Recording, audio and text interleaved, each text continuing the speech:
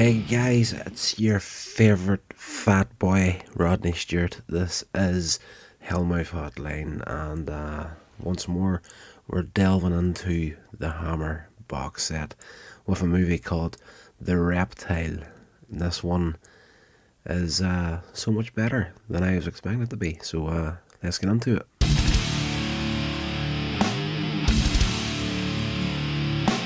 I just got finished up watching The Reptile from 1966 that stars Noel Wallman, Jennifer Daniel, Ray Barrett, Jacqueline Pierce, Michael Ripper, John Laurie, Marn Maitland, David Byrne, Charles Lloyd Pack.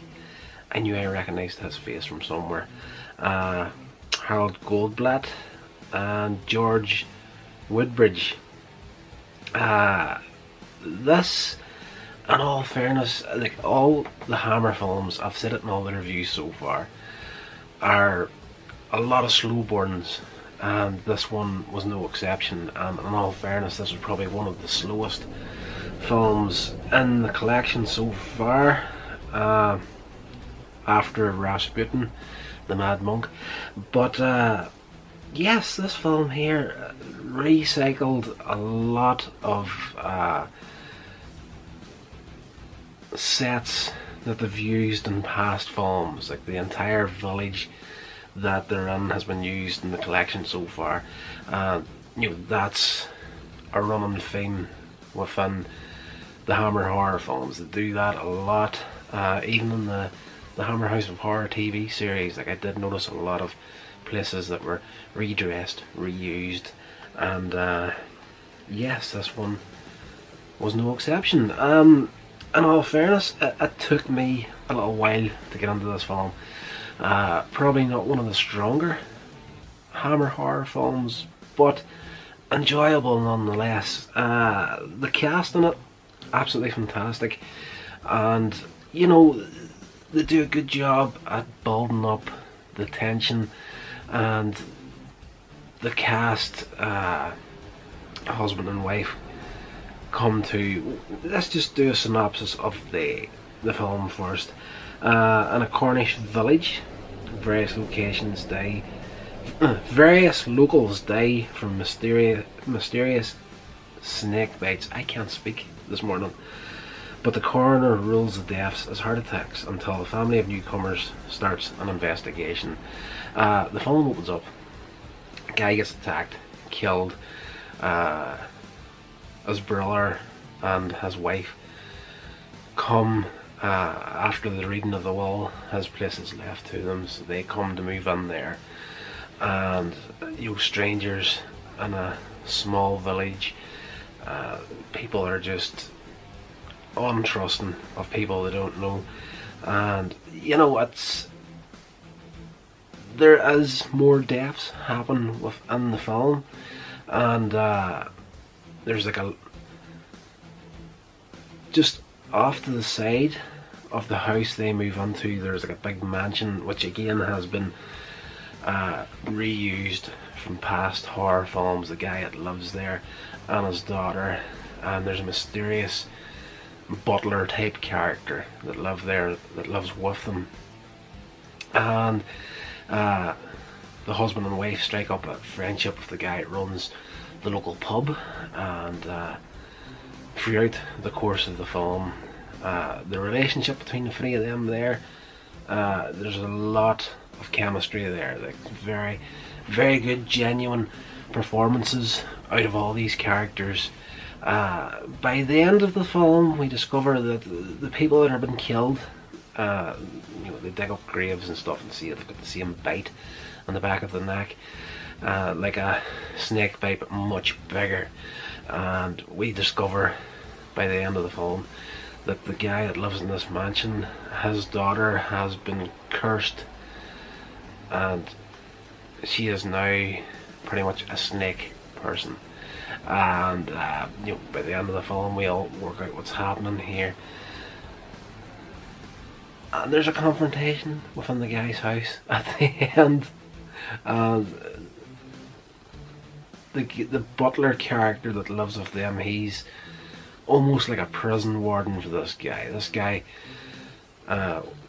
went to this tribe and he was doing papers on them, and they pretty much cursed his daughter in payment for, you know, trying to out their tribe to the public.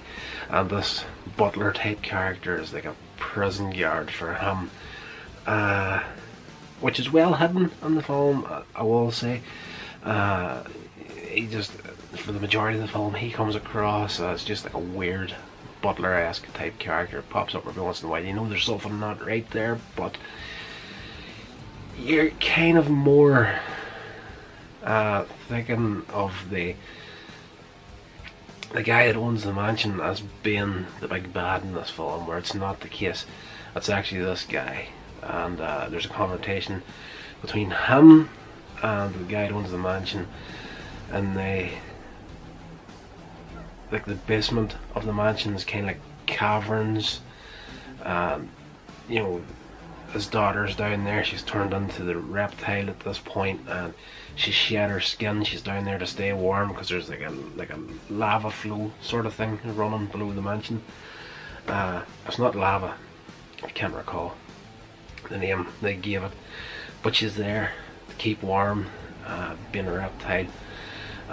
So the confrontation between her father and the butler starts a fire in the basement. At this point, the husband and wife of the brother that died at the start, the husband has been bitten by her, but he managed to cut the poison out, so he's recovering pretty quickly.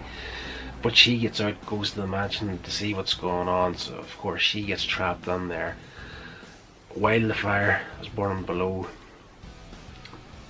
the father of the reptile woman has killed the butler slash prison guard, so slash, you know, I'm just here to screw you over. It's your penance for trying to step in the feet of whoever this tribe was in India, or wherever it was at. The butler gets killed by him, and he's kind of just, he's lost at this point. He's just like letting the house burn down around him, and he's just like, the fire will keep my daughter warm, my lover, and all this here stuff. So you know, he locks himself in along with the wife of the guy, of the brother that died at the start. This is a terrible, terrible review. But the reptile woman escapes, kills her father, and then goes to attack the woman. And just then, her husband, the guy that owns the pub, come rescue her. That's where the film sort of finishes off at. It's